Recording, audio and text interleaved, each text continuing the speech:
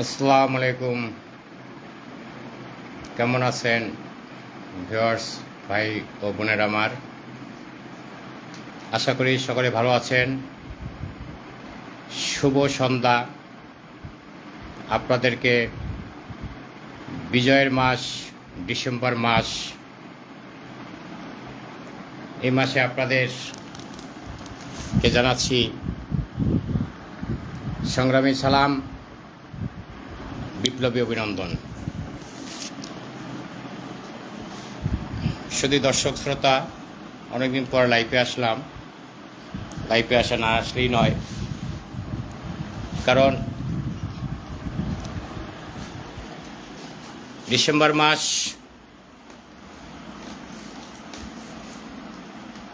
বাঙালি জাতির যে বিজয়ের মাস, বাংলাদেশের একটা অস্তিত্বের একটি বাংলাদেশ নামক একটি ভূখণ্ড যে মাসে ঘোষিত হয়েছে, আমরা যে লাল সবুজের পতাকা পেয়েছি, হাজার বছর শ্রেষ্ঠ বাঙালি জাতির জনক বঙ্গবন্ধু শেখ মুজিবুর রহমানের নেতৃত্বে আজকে আমাদের এই বাংলাদেশ। আপনারা আমার চেয়ে অনেক ভালো জানেন, ভালো বুঝেন। আমি একটি অতি সাধারণ, নগণ্য, অশিক্ষিত একজন বাংলাদেশি দেশপ্রেমিক। আমার বাবা, আমার কাকা, চাচারা এদেশে যুদ্ধ করে দেশ স্বাধীন করছিলেন। রক্ত যখন কথা বলে, আজকে আমরা কি দেখতে পেলাম? সেই অজানা তথ্য, অর্থাৎ আমার মনের ভিতরে যে তথ্যগুলো আছে, আমি কিছু আপনাদের সাথে শেয়ার করতে চাই। সেজন্য আজকে লাইভে আসা।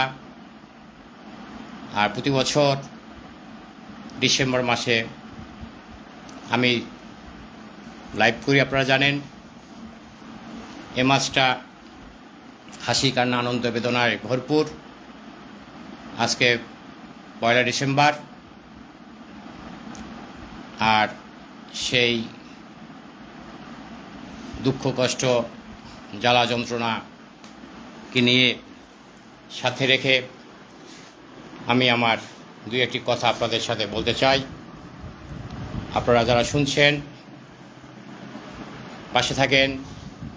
আমি SM সবুজ দুয়ারি ফেসবুক লাইভ থেকে আপনাদের দুই একটি কথা বলতে চাই।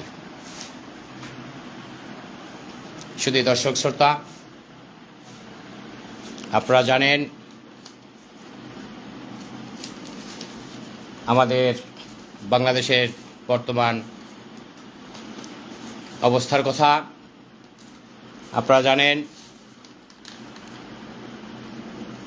এখন আমাদের কি করা উচিত।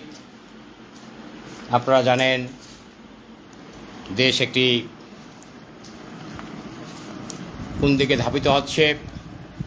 দেশের জন্য তারা কাজ করেন। আগে দেখতাম বুদ্ধিজীবীরা দেশের জন্য কাজ করত। বুদ্ধিজীবী পাকিস্তানের মেরে ফেলছে, দেশে কোনো বুদ্ধিজীবী নাই। তার কারণ কি? দেশে যারা আছে, যেসব ভুয়া বুদ্ধিজীবী আছে, তাদের কোনো দেশপ্রেম নাই। তারা ক্ষমতা, তারা কমিশন বাণিজ্য নিয়ে আছে। আপনারা আমার সাথে একমত হবেন কিনা জানি না, তবে আমি বলতে পারি নির্দ্বিধায়, যাদের ভিতরে দেশপ্রেম আছে, তারা দেশের স্বার্থ থেকে জঞ্জলি না দিয়ে দেশের ক্রান্তিকরণ লগ্নে পাশে থাকবে, এই আশা আমি ব্যক্ত করি। শুধু দর্শকবৃন্দ, আমি যে কথা বলার জন্য আপনাদের কাছে এসেছি, সে কথাটা হলো বাংলাদেশের 80% লোক মুসলমান। আমরা 90% লোক মুসলমান, বোধ হয় 90% উপরে, তাই না? শুধু দর্শক, আপনারা জানেন আমরা একটা মুসলিম কান্ট্রি দেশ। আমাদের পার্শ্ববর্তী হিন্দুস্তান, অর্থাৎ ভারত হলো একটা হিন্দুস্থান। যেখানে খাজা গরিব নওয়াজ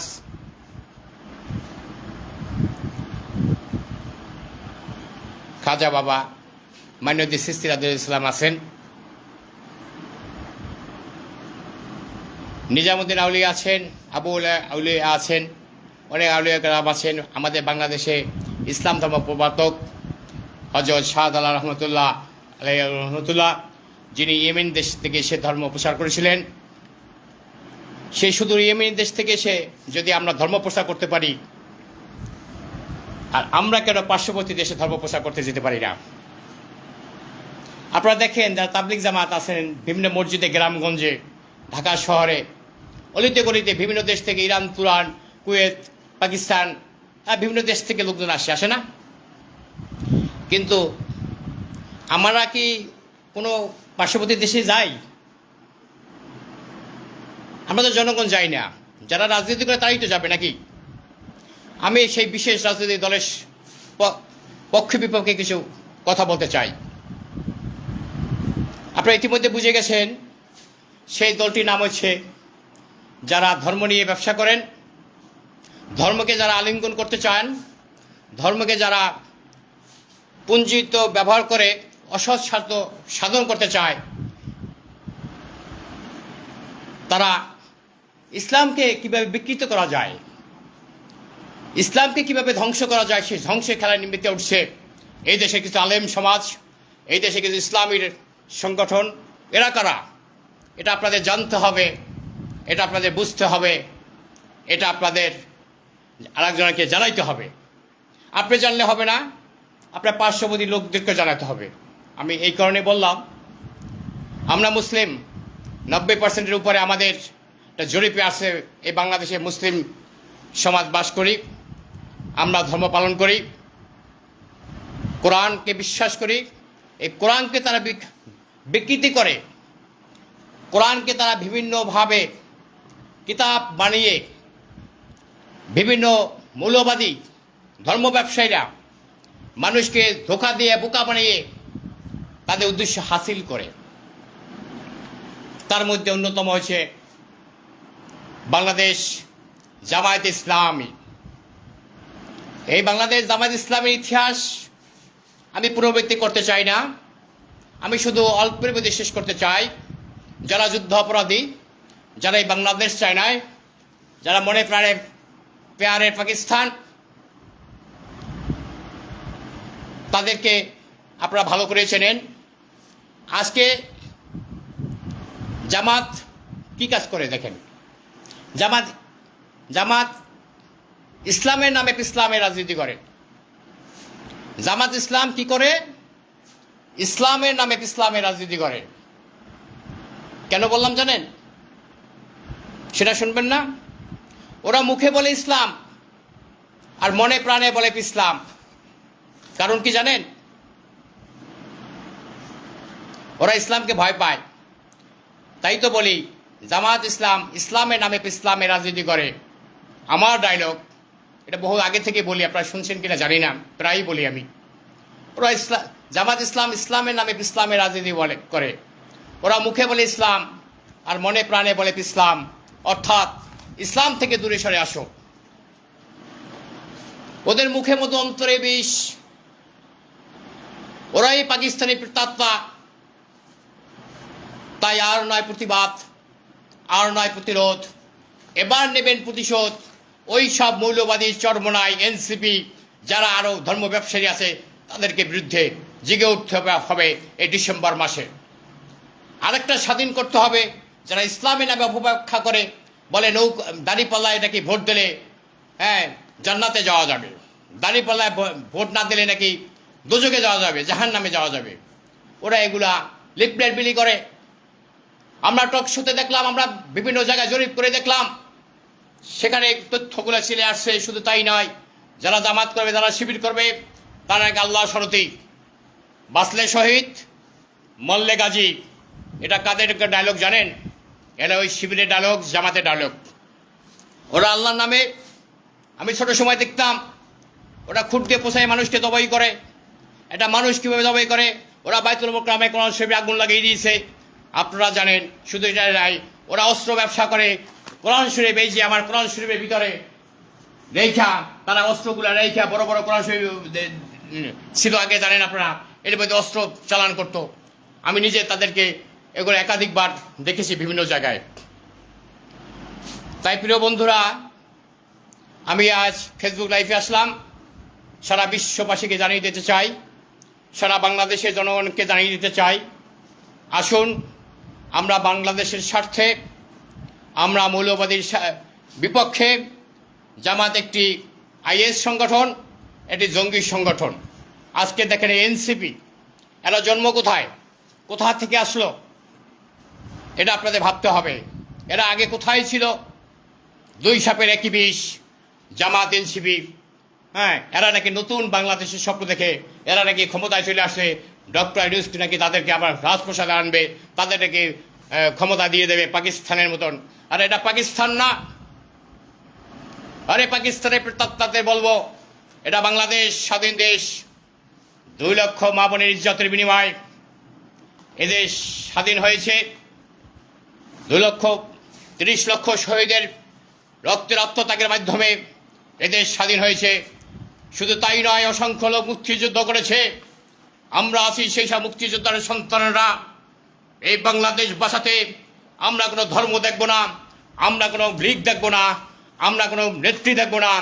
এই বাংলাদেশকে নিয়ে যারা ষড়যন্ত্র করছে, সে আমেরিকার দালাল সরকার, তত্ত্বাবধায়ক সরকারের উপদেষ্টা ডক্টর ইউনূস -2 ফর্মুলা 2008 সালে নিয়ে আসছিলেন। আল্লাহর অশেষ রহমতে সেই কাঙ্ক্ষিত স্বপ্ন পূর্ণ হয় নাই। আজকে সেই -2 ফর্মুলা আবার পুনর্জীবিত হচ্ছে। কিভাবে বুঝলাম? আজকে দেখেন, ডক্টর ইউনূস ক্ষমতা আসার পরে বাংলাদেশে বেশি বেশি ভূমিকম্প হয়, বাংলাদেশের জনগণ নিরাপত্তা নাই, বাংলাদেশে ঘর বাড়ি জ্বালিয়ে পুড়িয়ে দিতেছে। আমরা মুক্তিযোদ্ধায় যারা আলাপ করেছি, যারা মুক্তিযুদ্ধ করেছেন, যে এরকম ঘটনা নাকি মুক্তিযুদ্ধের সময় নাকি রাজাকার আলবদরা করে নাই, যারা আজকে এই ঘটনাগুলো ঘটাইল। আমরাও কিন্তু এই দেশের মানুষ, আমরাও কেন থাকবো, আমাদের কিন্তু রক্ত মাংস আছে, আমরাও কিন্তু প্রতিশোধ নিতে জানি। আমরা প্রতিশোধের আগুনে আপনারা যদি আমার ঘর জ্বালিয়ে দেন, আপনারাও এ দেশে থাকতে পারবেন না, কথা দিয়ে দিলাম। অতএব সাবধান, যারা যারা যে কাজটি করেছেন, যে বাড়িতে ঘর বাড়ি জ্বালিয়ে দিয়েছেন, আমি চাই আপনারা সেই সপ্তাহে নিজ উদ্যোগে যেয়ে ওই বাড়িঘর পুনর্নির্মাণ করে দেবেন। ওই বঙ্গবন্ধু বাংলাদেশের ঠিকানা 32 বাড়ি আপনারা জনগণ যে আবার যারা যারা ভাঙছেন তারা ঠিক করে দিয়ে আসবেন। অথবা যেই সরকারের আমলে যারা আর্মি নিরাপত্তা দিতে পারে নাই, সরকার নিরাপত্তা দিতে পারে নাই, সরকারি সম্পত্তি দেখভাল করা এই সরকারের দায়িত্ব। অথবা এই সরকার এটাকে কীভাবে রক্ষা করবে, আমি সেটা সরকারের কাছে দাবি জানাচ্ছি। আরেকটি বিষয় না বলি নয়, যে জন্য লাইভে আসলাম, ডক্টর মোহাম্মদ ইউনূস মাননীয় প্রধান উপদেষ্টা, উনি একটা আন্দোলন সংগ্রামের মধ্য দিয়ে দেশের পরিস্থিতির মধ্যে দিয়ে দায়িত্ব পালন করতে বাধ্য হলেন।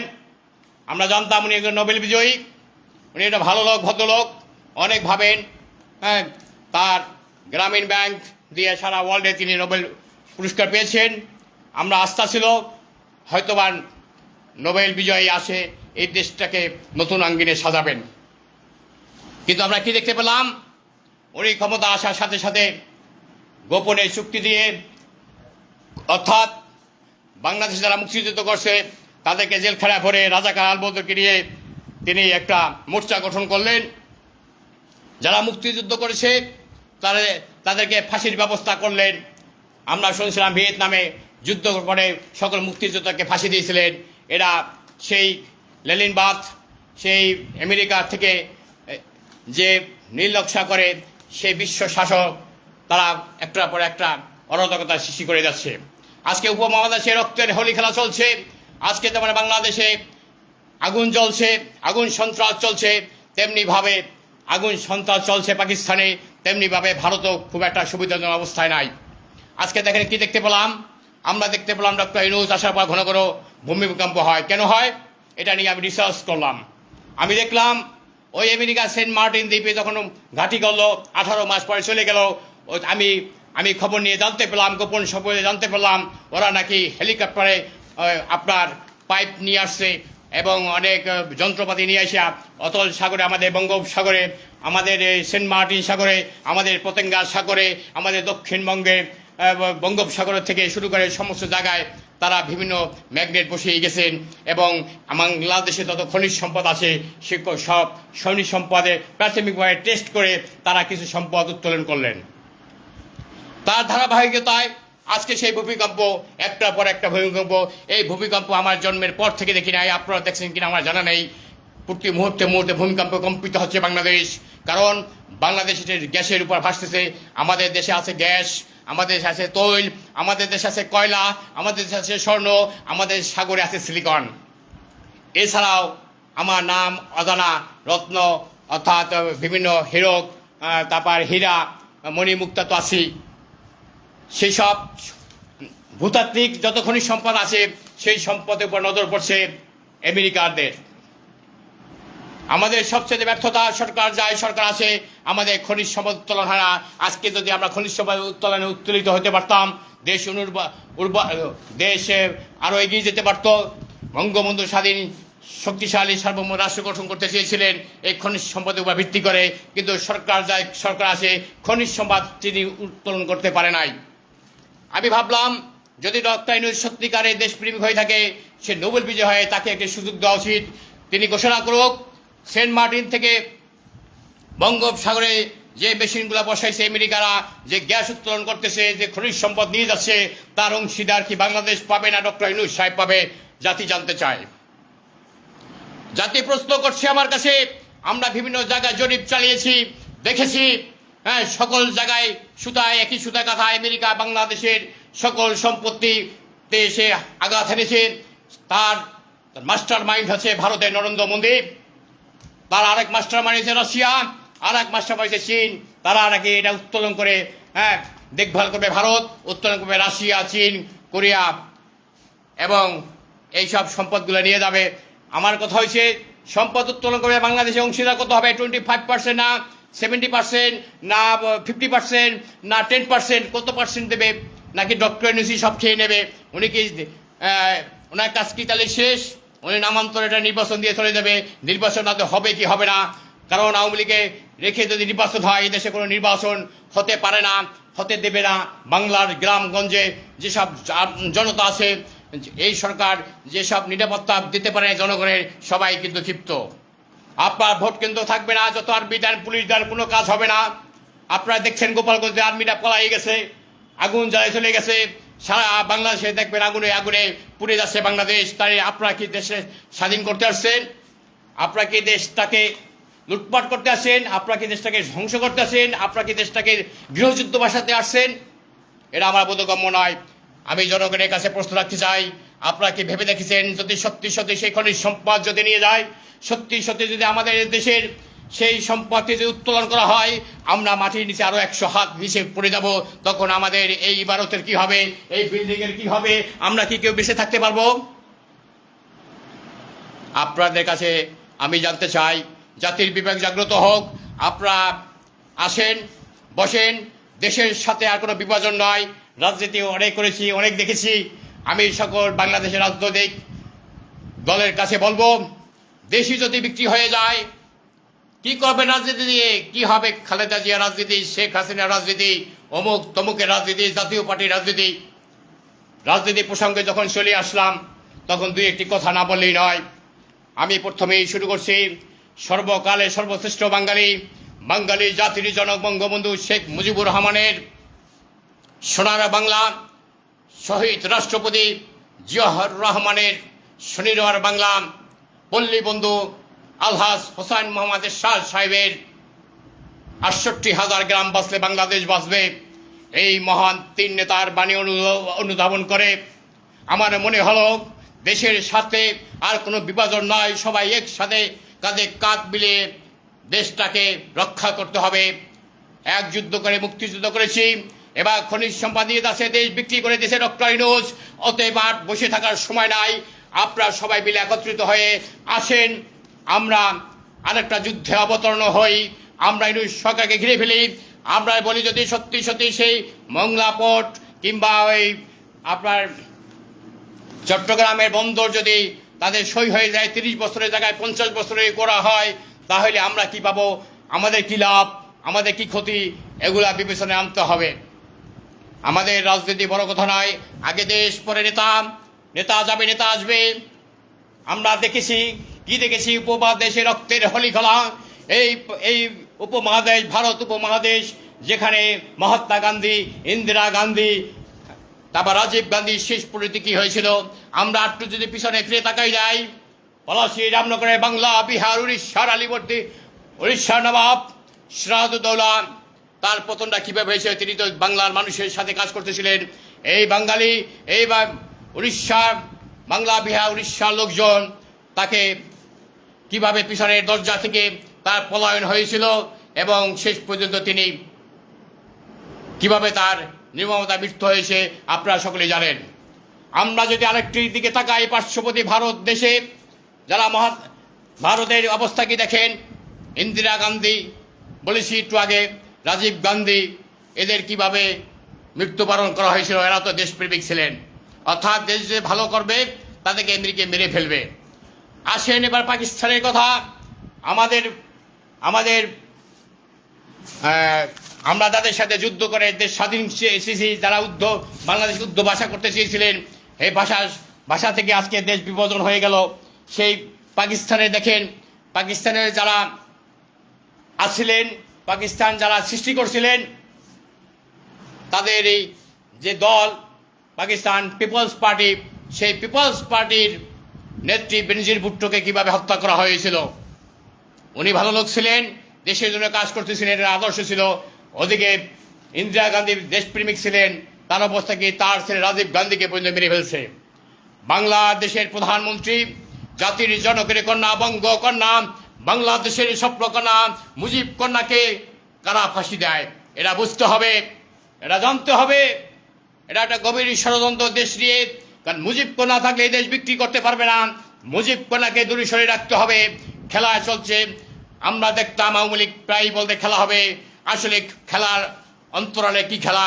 আমি সেদিনকে একটা পোস্ট দেখলাম, আওয়ামী লীগের একটি সমর্থক পোস্ট, না জানি কি দেখলাম, সেখানে লেখা আছে খনিজ সম্পদ নাকি সব কিছু দিয়ে দিয়েছে। তা আমি সেখানে কমেন্ট করলাম, এতদিন পরে কেন জানলেন আপনারা? কমিশন বাইজ কি কম পেয়েছেন নাকি, না দেয়নি আপনাদের? আমি হাসলাম। যখন সরকারি নিউজ সরকার আছে, আমার যখনই দেখলাম আপনার ওই সেন্ট মার্টিনে কড়াকড়ি হচ্ছে, সেন্ট মার্টিনে আমেরিকার সৈন্য পৌঁছে গেছে, জাহাজ নিয়ে আসছে, হ্যাঁ, তারপর রণতরী নিয়ে আসছে, তখনই আমার বোঝা কমপ্লিট। আমি আমার বন্ধু বান্ধব সবাই সাথে বললাম, লক্ষ্য রাখো বাংলাদেশে কী যেন একটা ঘটে যাচ্ছে, বাংলাদেশের আকাশ বাতাসে ভারী হয়ে যাচ্ছে। আমরা কি আমাদের স্বপ্নের বাংলাদেশ কি পাবো কি পাবো না, আমরা বাঁচবো কি বাঁচবো না জানি না। তবে সবাই সতর্ক থাকতে হবে। এবার আপনারাই বলেন, আমি কথা ভালো বললাম না খারাপ বললাম? কারণ আজকে যদি জামাত সত্যি ইসলামের দল হয়ে থাকে, তাহলে তারা হিন্দুস্তানে গিয়ে ইসলামের প্রচার করত, তাই না? জামাত একটা রাজাকারী সংগঠন, জঙ্গি সংগঠন।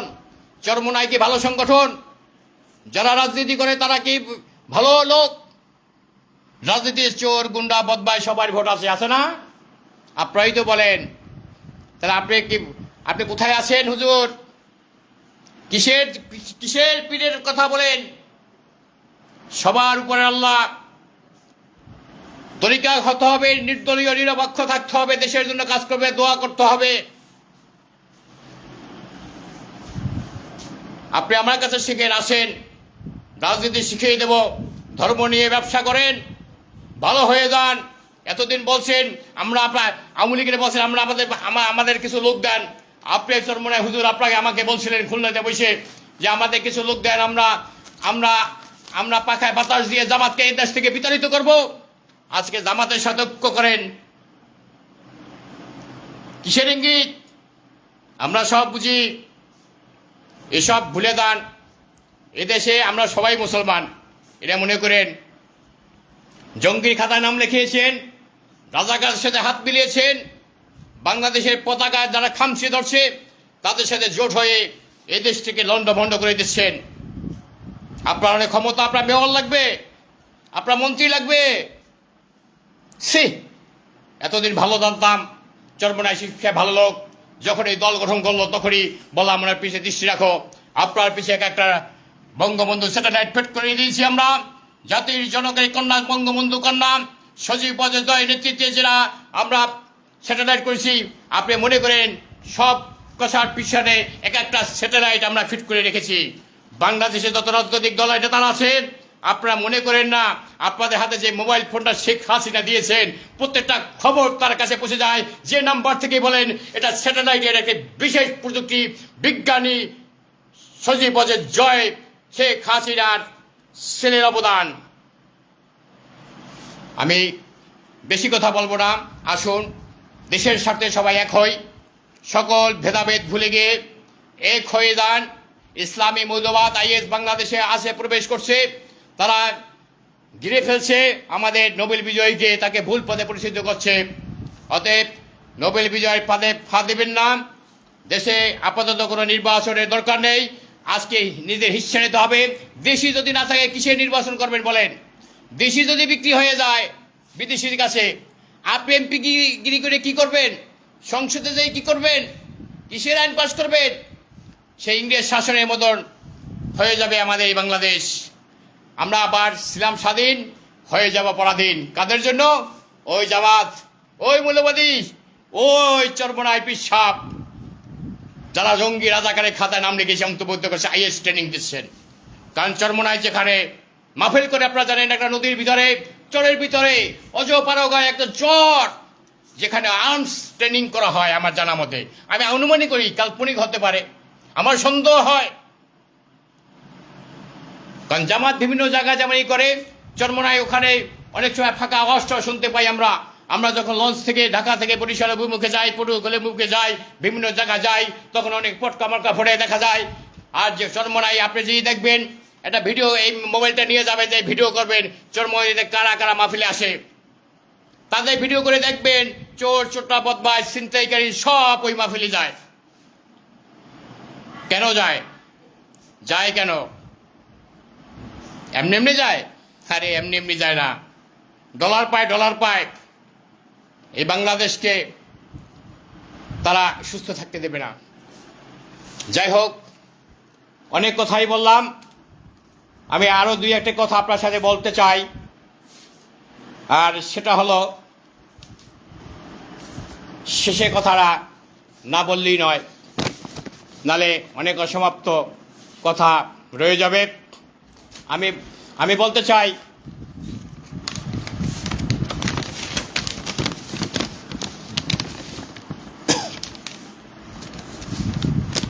আমি এমন একজনের কথা বলবো, মনে কিছু নেবেন না।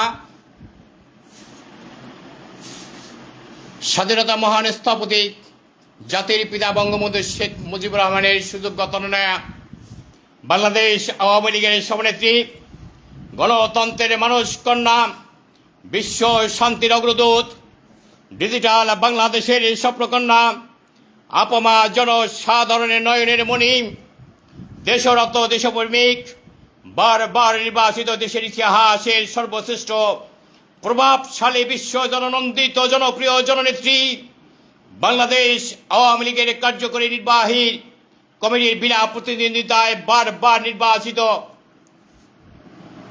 সভানেত্রী, আমার প্রিয় সভানেত্রী, আমার পরম শ্রদ্ধেয় আপা মাননীয় প্রধানমন্ত্রী শেখ হাসিনা, গণপ্রজাতন্ত্রী বাংলাদেশ সরকারের সফল কিলিনিমিদের পরপর 3 বারের রানিং প্রধানমন্ত্রী, 4র্থবারের রানিং প্রধানমন্ত্রী, সারা পৃথিবী জুড়ে সুনামধন্য মেধাবী শক্তিশালী মহামান্য রাষ্ট্রপ্রধান, আমার দেশমাতৃকা জাতির পিতা বঙ্গবন্ধু শেখ মুজিবুর রহমানের আশীর্বাদ পুষ্ট সংগ্রামী আন্দোলনের বিপ্লবী নেত্রী, মুজিব কন্যা শ্রমিক ও শিল্পবান্ধব সরকারের সরকার প্রধান, জননেত্রী বঙ্গকন্যা বিশ্বনেত্রী শেখ হাসিনা আপার কাছে আমার কিছু বলার আছে। মাফ করবেন সভানেত্রী, আপনি হয়তোবা শুনবেন, আপনার অবগতির জন্য জানাচ্ছি, উপমহাদেশের রক্তের হোলি খেলা চলছে। এরা কবে থামবে আমি জানি না। উপমহাদেশ ভালো নেই, উপমহাদেশে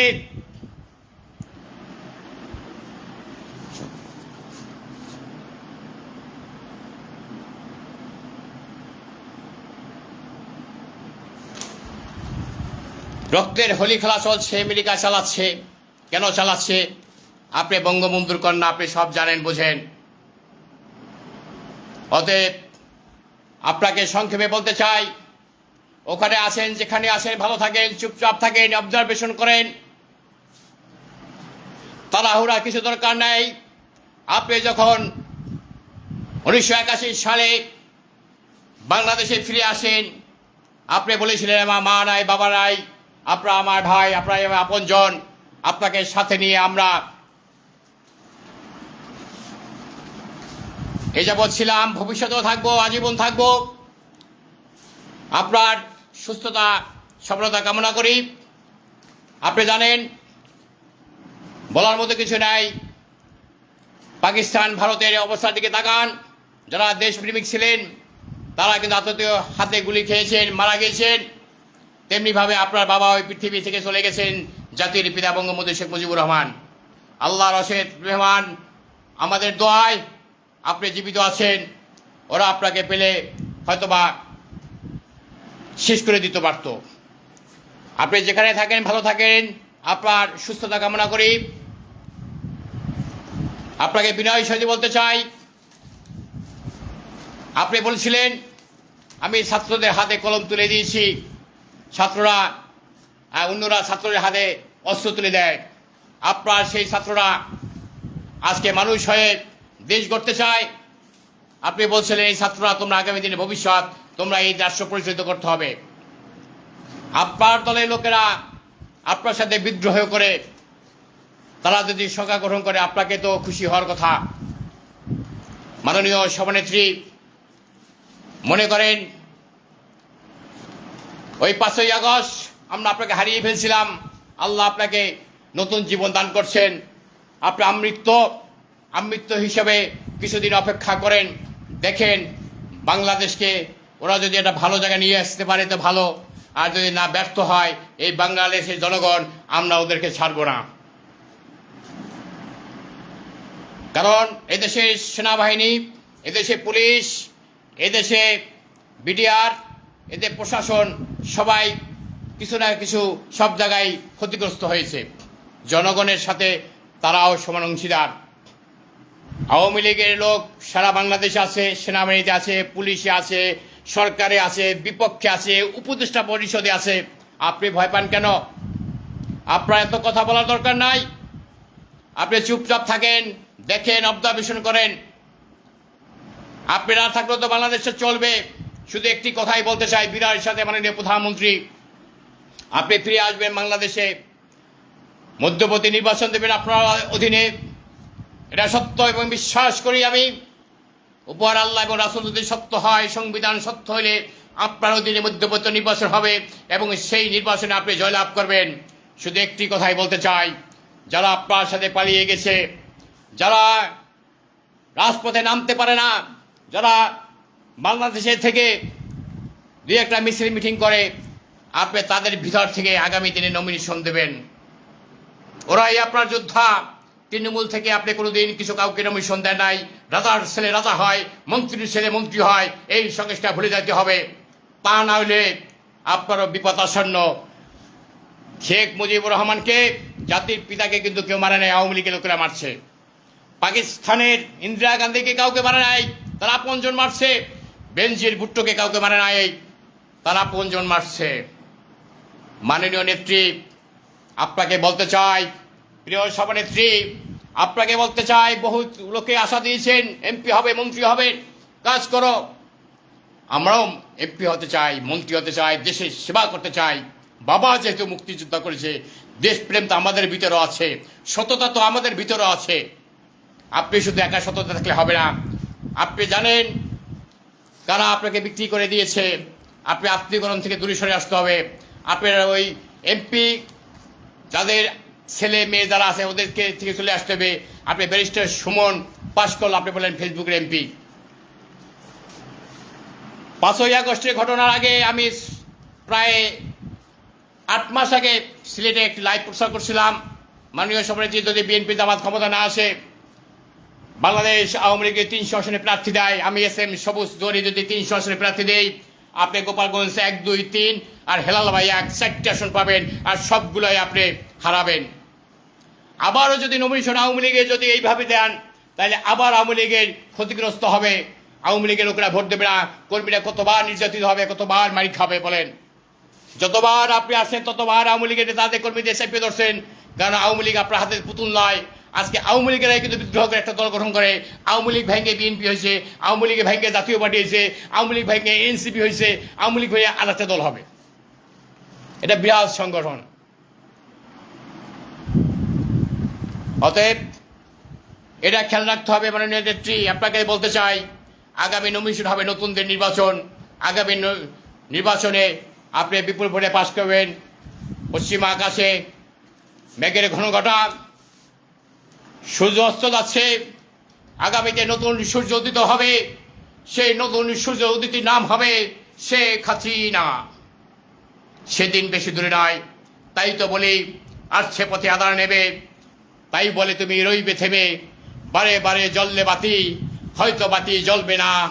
বীরুর মতো শেখ হাসিনা বসে থাকা চলবে না, বীরুর মতো বসে থাকা আওয়ামী লীগের কর্মীদের চলবে না রে, চলবে না। আমাদের সংগ্রাম চলছে, চলবে। দেশ বিক্রি যারা করবে তাদের বিরুদ্ধে আমরা যুদ্ধ ঘোষণা করবো অচিরেই।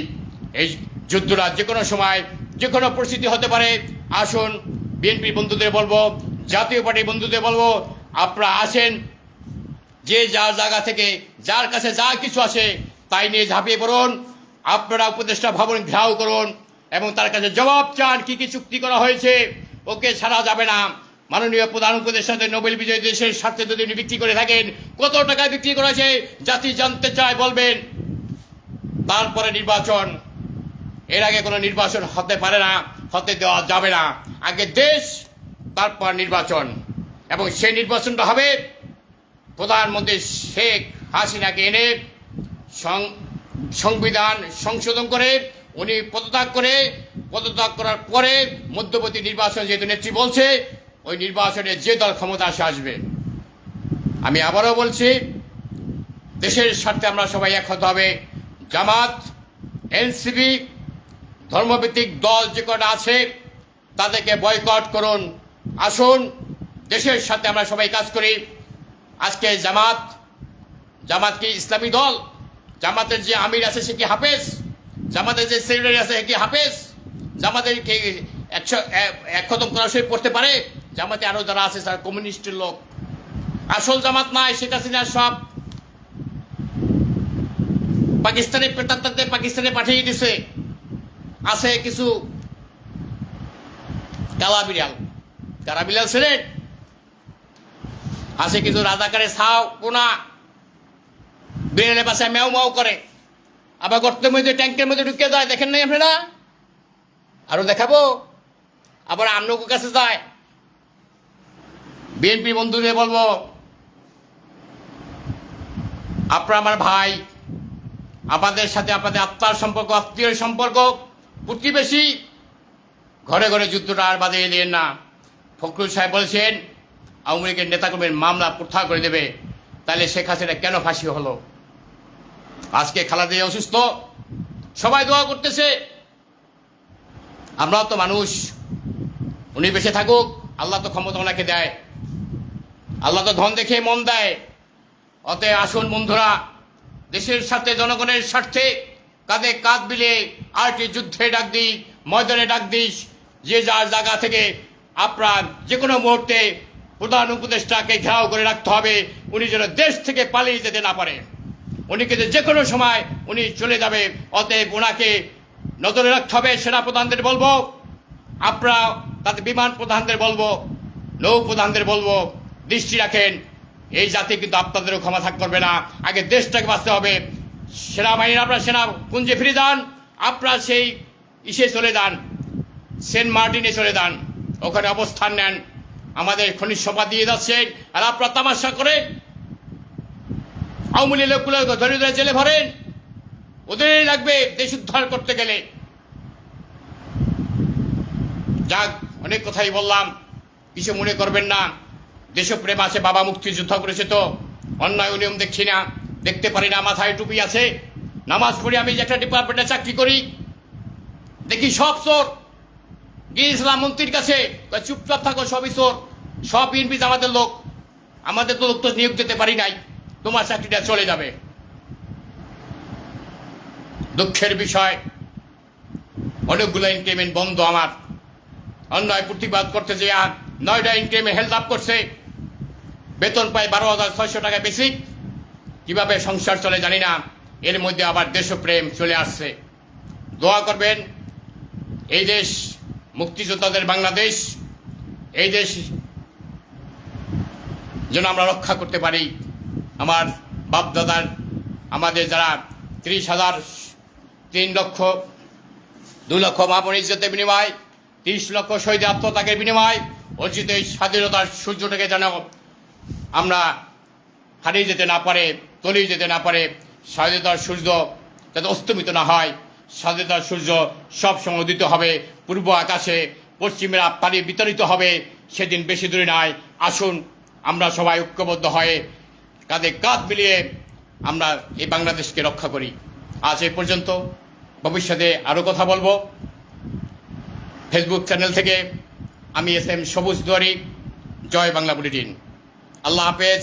আমার কথা যদি কেউ কষ্ট পেয়ে থাকেন, ক্ষমা সুন্দর দৃষ্টি দেখবেন। আমি একজন নগণ্য অশিক্ষিত ব্যক্তি, কথার মাঝে যদি ভুল ত্রুটি হয়ে থাকে আপনাদের কাছে ক্ষমা সুন্দর দৃষ্টিতে দেখবেন, এই আশাবাদ ব্যক্ত করে আজকের মধ্যে বিদায়। আল্লাহ হাফেজ। আসসালামু আলাইকুম ওয়া রাহমাতুল্লাহ।